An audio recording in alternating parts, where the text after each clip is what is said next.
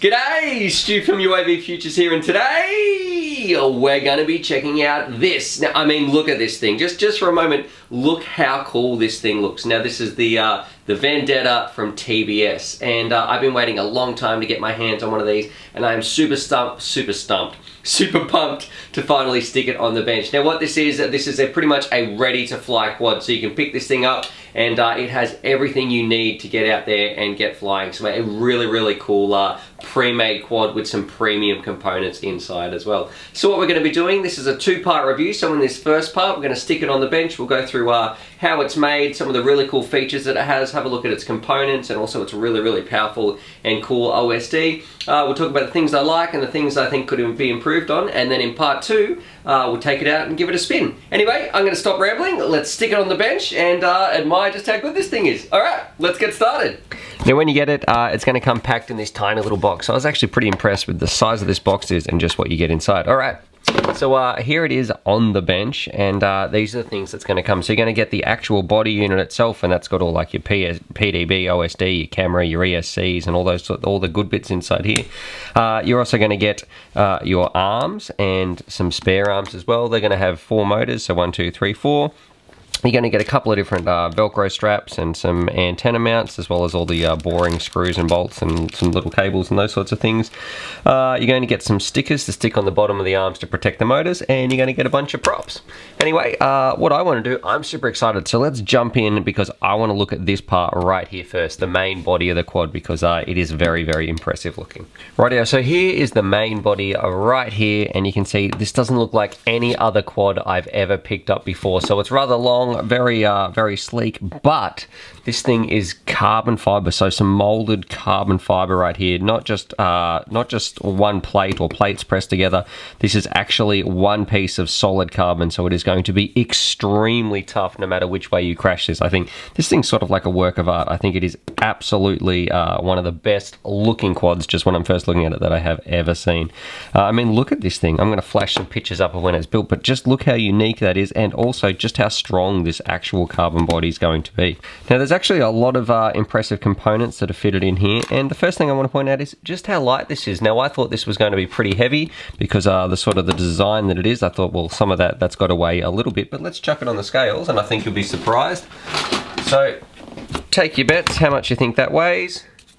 Let's push this, let that zero in, and the actual body itself, it's only coming in at 200 grams. So that's your actual, that's like your body of your frame. In here, we've got a whole power cube, which I'm going to pull out and talk about in detail as well. You've got your camera, so it's got the OSD, ESCs, your VTX in there.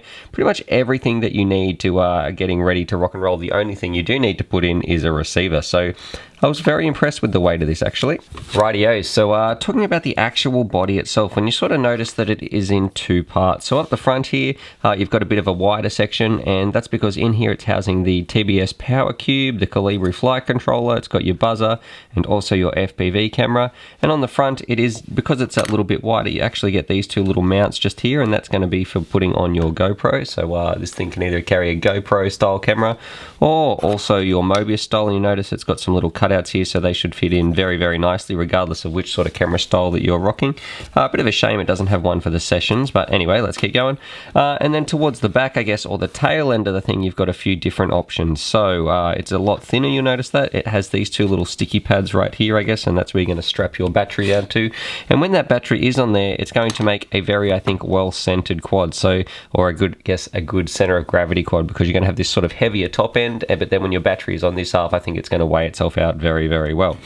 Now, just here, you've got 2 little spaces to run your receiver antennas up, and that's what you're going to use these little tubes for, so they're going to slide in there over your receiver antennas. You've got your XT60 in the middle, in the top of the middle, which is very interesting. I don't have any other frames that do that. Towards the back, you've got some LEDs as well, so they I think they're programmable LEDs, and you notice it's a bit hard to see right here, but right in the back here, I'll show you some other shots. Maybe I'll flash a photo on, but right just here, you've got RP, SMA, SMA VTX connector, because in this half, this is where your OSD and your VTX are and all that sort of good jazz right here. So that FPV antenna is going to come out the back. So that's something I'm a little bit interested about, actually, because I'm not sure how is that going to hold up in crashes. Flipping it over onto its side, you can see, let's put it on this side actually, you still have access, even though it's inside this hard unibody shell, you still have access to the USB, which is fantastic. And then on the bottom side, that is where the real magic happens, because it is so simple to hook up your motors and your ESCs to this thing. I think it takes about 2 minutes to get it ready. So all you have to do is slap them in and you're going to be ready to rock and roll once you put in a receiver. What I want to do now actually is actually jump over and talk about those arms, and then and talk about the motors, and then we'll come in, we'll pull this apart and look at all the goodies inside. Alrighty, so here it is, and I was actually looking through the box for some instructions, so I wasn't 100% sure where the instructions were, and then I realized this thing is so simple. This is literally the instructions you get. So it says, 1, install your receiver, slide out the plastic tray, connect receiver to receiver cable, and tape it down. 2, mount arms, and then it tells you which screws to put them in. And 3, put your props on, and it tells you which direction they spin. So that is all the instructions you need, because it is so easy to get this thing ready to rock and roll. So what we're going to do, let's take this off here, take these instructions off. This is the first time I'm going to be having the arms out, and then we can have a bit of a closer look. Alrighty, so you're going to get 2 of these arms, and again, they look nothing else like I've ever seen before. So you will notice these are pretty much made to be quick swappable in and out with these parts right here.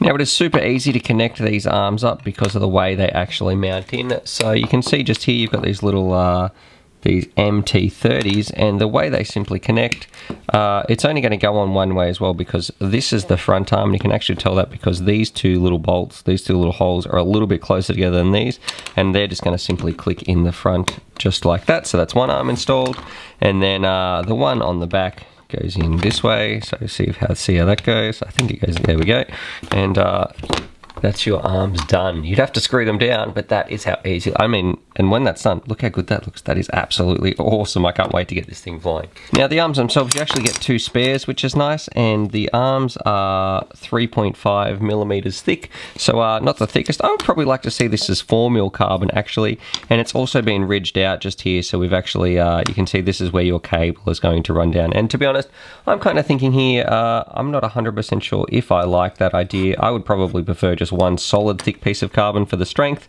because I do have a little bit of flex, and I have heard of some people snapping their arms.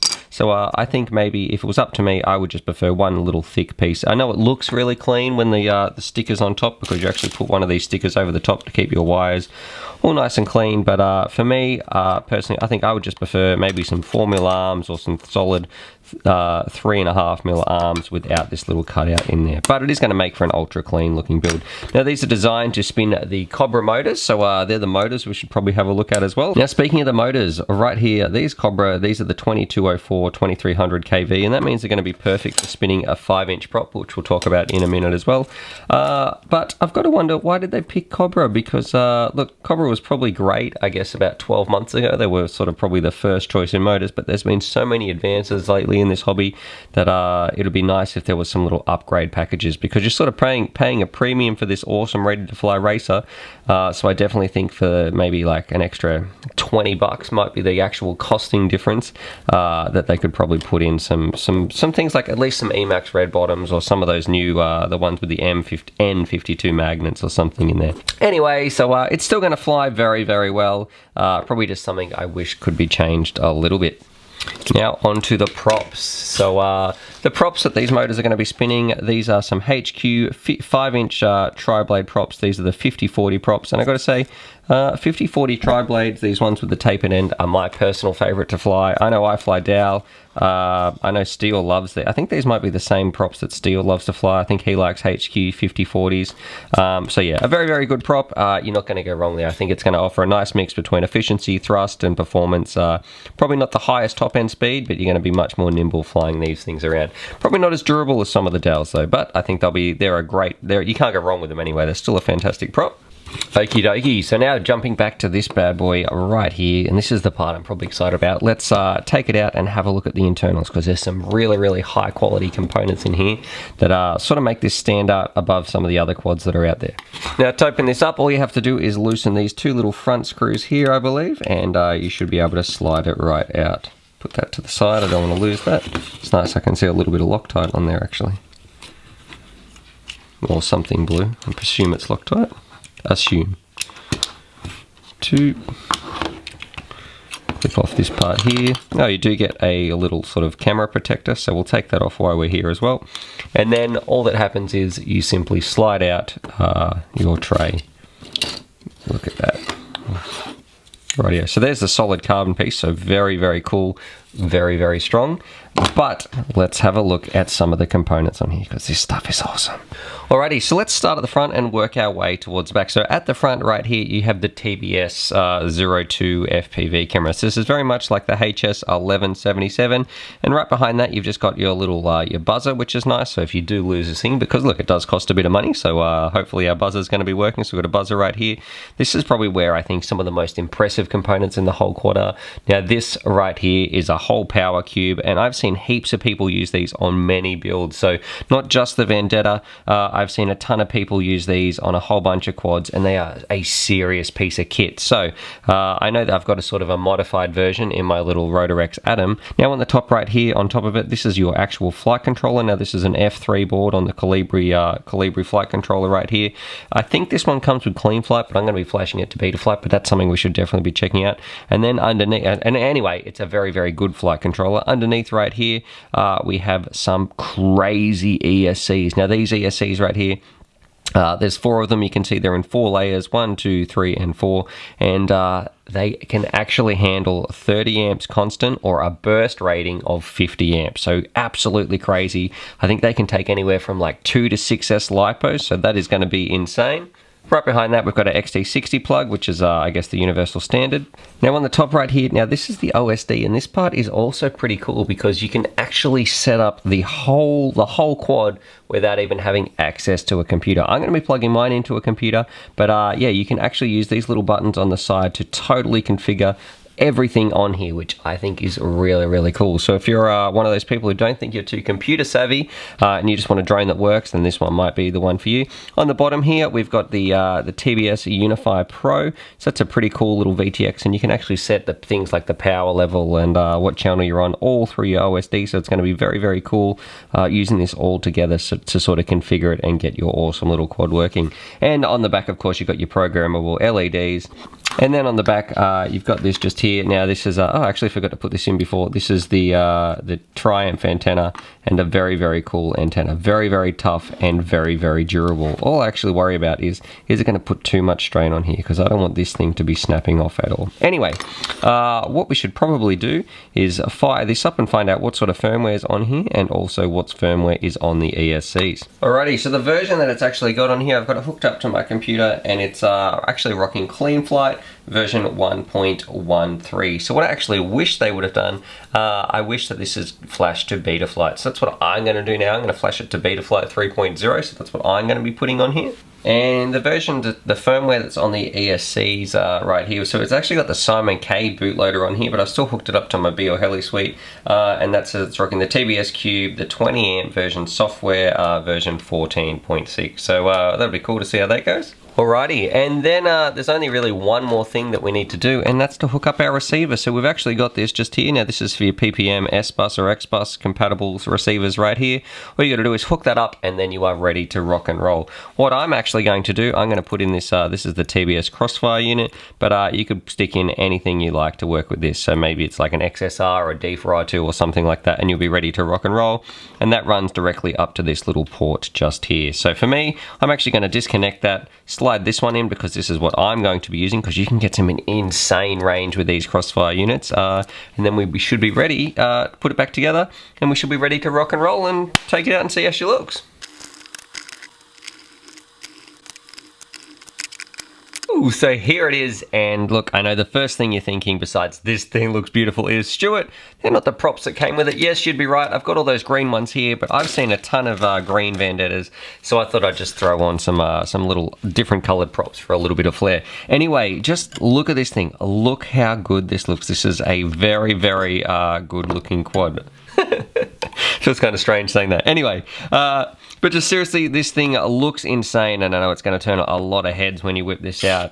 It looks like nothing else that I've ever flown before. Now, some of the little touches I liked when I was setting this up, I didn't realize how easy it was. I was totally overcomplicating things when I was trying to get the receiver to work and all that sort of garbage, and I ended up using a little crossfire unit, and using the TBS Tango as well. So this is a full like TBS quad. It's going to be set up ready to rock and roll, and it was so easy because of the OSD and the flight controller and stuff. It just did it all automatically. I really didn't need to connect it to the computer or whatsoever. So that was a very strange experience for me, because I was trying to do things on clean flight when this thing was just doing it itself. Now, in terms of the actual firmware on the flight controller, what I had a little bit of a think about it, and I've actually decided to try it out on clean flight, because I know the guys over at TBS are there, like, they've been in this game a long time and they do know exactly what they are doing. So I thought, you know what, I'm going to leave it on whatever default tune is on here, and we'll just rock and roll with the clean flight that's on here and see how that goes, because I trust that those guys know what they're doing. So there must be a reason why it's on there. So I'm going to leave it on clean flight anyway for the first couple of tests. You can see it's looking very smick, and underneath a very, very nice looking quad as well. You had these little plastic caps that you might have seen me put on. You've got your LEDs on the back. I put my antenna on there, and this thing is ready to go off to the races. Put my Velcro straps on. If I did want to put something on just here, so if I did want to record using some HD footage, which is what I'll be doing soon, you can simply just peel this off, and it's also got a nice big Velcro strap that comes with it as well to slide through there. Now, the Vendetta actually has some really cool features, actually, because it's using the power cube. Very similar to when I reviewed the little power cube in the Atom, but it has a whole bunch of abilities. You can actually program and do everything in here straight from your controller. So what I'm going to do now, I'm going to cut to some DVR footage, and we'll have a look at just how awesome and powerful this thing is right here. So let's cut to that in 3, 2, 1. Alrighty, so here it is, ready to rock and roll, and you can see I've got my crossfire set up in the back, so we should be getting some insane range. I'm using the TBS Tango for this little example, and I just want to apologize for that flickering fluorescent light. So I've got that on there, but we'll just keep going, and that's so we can actually see what's happening on the sticks on the radio. So if all you have to do is hold left on the yaw, and it will start to enter the OSD, and it will count down. Then you've got 3 options on screen display, the flight controller, and also the video transmitter. We're going to jump down and look at the video transmitter first. So you've got a couple of options. You can unlock your VTX, and that's very easy because all you have to do is put in a different call sign other than TBS, and you can choose how often you want your call sign to show up. Go down, and this is the parts I really like. So you can choose what channel you're going to be on, and also what power level. So at the moment you can see we're on 5820, but say I went down here and I wanted to change one of these bands, we could go, it shows you what you're going to be, and this is what I really like, it shows you what your channel is and what your new channel is going to be. So before you actually confirm it, you're still going to have the option just to double check that you're on the right one. I'm not going to change it because obviously I'm recording this DVR. And then you've also got the option to change the power level. So in here in Australia, we're going to be all flying around on 25 because we're nice and legal. But if you wanted to, you can jump up to 200, 500, and if you really want to smash this thing long distance, you have the option to go on up to 800 milliwatts. So a ton of power pumping out of that VTX. I'm going to put mine back down to 25 because no one wants to get in trouble here. We'll just go back again. In the flight control, you can do all your PIDs and rates and those sorts of things, and you can also set up some calibration. So there's like a calibration wizard you can go through if you want to set up clean flight without using your computer. I'm not going to go through that here because mine's set up just the way I like it, and I don't really want to have to go through that again. And then we can have a look at our on-screen display. So I think we can have a look at things like if we want to put our artificial horizon in, what our battery voltage is going to be, if you want to show you where you want your call sign to be, what's in general actually. A whole bunch of stuff. I can't be bothered to go through every single one of those options, but you do have a whole bunch of I guess customizable choices you can have when it comes to what you actually want to have displayed on your screen. And then simply to exit, just tap that way and you are ready to rock and roll. if you go to the field and someone's like, hey, what channel are you on, you can check. Or if they're like, hey, can you quickly change over to this channel because we're clashing, you can do it straight from here. You don't need to get your quad and muck around with those little dip switches or buttons or research anything, because it is all ready to rock and roll right here. So I think that's one of the most powerful features that the Vendetta offers. So overall, some very, very powerful features in this little 5-inch racer. What we're going to do, let's stick it on the scales now that everything is fully built up, ready to rock and roll. So we'll turn our scales on. And it's coming in at 420 grams there. So not too bad actually for all the features that this thing has, plus this unibody. Just as a bit of a comparison, let's weigh here. I've got one of my Martian frames, and that's coming in at 375 grams. So probably, yeah, about 50 grams heavier than some of its other 5-inch counterparts. Now this is just part 1 of this review, so what I want to do in part 2, we'll take it out and we'll see just how well it flies, because that's what it's all about, is how does it feel in the air. But so far I'm very, very impressed. But I think I knew that coming into this, because I know TBS makes some fantastic top-end products anyway. So there it is, there's my review of the TBS Vendetta, a really, really cool ready-to-fly quad that you can simply take out of the box, slap it together, and you are going to be off to the races. I mean, and this thing has some premium components in here as well. So things like that power cube, the Colibri flight controller, how the OSD works, and you can do some really, really cool stuff with here. Now it is a little stuff with here. You can do some really, really cool stuff with this quad. Now I do think on the price side, you definitely are paying a bit of a premium to have a quad that you can whip out and you can just get working straight away. And I think this might be going after a bit of a different market, because I know a lot of people, they don't like the building process, or maybe they just don't have the time to build, or they just want to get the best of the best, or something that looks this awesome. So I think that's what this is going to be going after. But regardless of how you feel about the price, there's no putting past it. This is definitely a kick-ass quad, and this thing is going to be a lot of fun to fly and has a ton of very, very useful features. Now what we're going to do in part 2, we're going to take it out and give it a spin, and I guess we're having a look at some DVR footage, and also I'll do some recording with the GoPro mount on top, and see just how it goes, because that's what it's all about, how this thing actually flies. Anyway, subscribe for more FPV related content, and as always, happy flying!